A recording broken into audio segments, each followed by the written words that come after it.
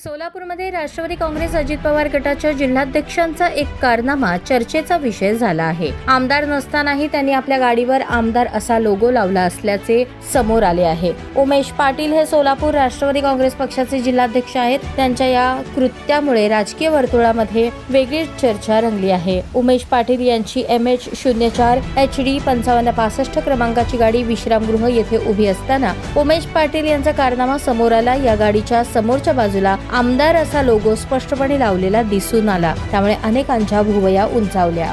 महाराष्ट्रात विधानसभेतील 288 सदस्य आणि विधान परिषदेतील 78 सदस्यांना शासकीय कामासाठी त्यांच्या गाडीवर आमदार असा लोगो लावण्याचा अधिकार आहे। हा अधिकार फक्त अधिकृत आमदार आणि विधान परिषदेच्या सदस्यांनाच असतो। मात्र उमेश पाटील हे आमदार नसतानाही त्यांनी हा लोगो वापरला, ज्यामुळे त्यांच्यावर टीका होण्यास सुरुवात झाली आहे। उमेश पाटील यांनी स्वतःच गाडीवर हा लोगो लावून आपण आमदार झाल्यासारखे वागत असल्याने राजकीय वर्तुळात चांगलीच चर्चा रंगली आहे। अशा कृत्यामुळे राष्ट्रवादी काँग्रेस अजित पवार गट आणि त्यांच्या नेत्यांच्या कार्यपद्धतीवर प्रश्नचिन्ह निर्माण झाले आहे। आता राष्ट्रवादी काँग्रेस पक्षाचे नेते अजित पवार आणि प्रदेशाध्यक्ष सुनील तटकरे उमेश पाटील यांच्या कृत्यावर काय निर्णय घेणार याकडे लक्ष लागले आहे।